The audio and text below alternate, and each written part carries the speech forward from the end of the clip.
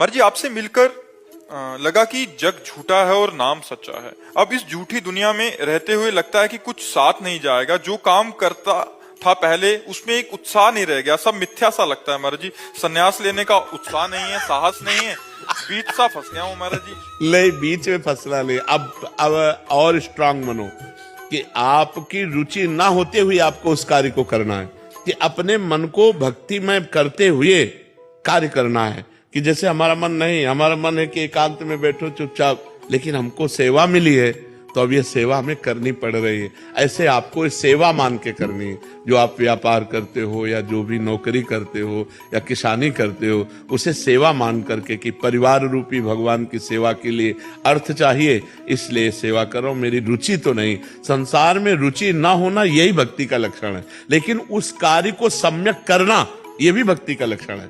जैसे अर्जुन कह रहे हैं मेरा सन्यास लेने का मन है, युद्ध करने का नहीं, तो भगवान ने कहा सन्यास नहीं, युद्ध रूपी कर्तव्य कर्म को करो, इसी से तुम्हारा मंगल होगा। तो जिसको जो कार्य मिला है उसे भगवान की पूजा मान के करो।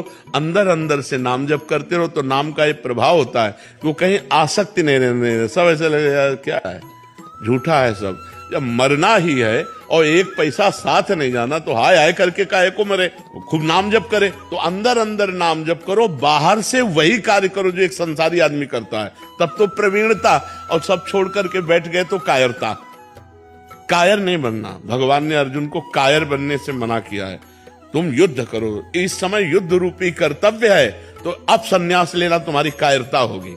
कि युद्ध से पीठ करके संन्यास ले लिया तो अपने कर्तव्य कर्म से पीठ मोड़ करके ऐसे बैठ जाना ठीक नहीं है। तो इसलिए ना संन्यास लेना है, ना कहीं जाना है। जो कार्य कर रहे हो वही कार्य भगवान की पूजा मान के करो और खूब नाम जप करो। अरुचि होना ये बहुत बढ़िया बात है, लेकिन इसको प्रकट नहीं करना।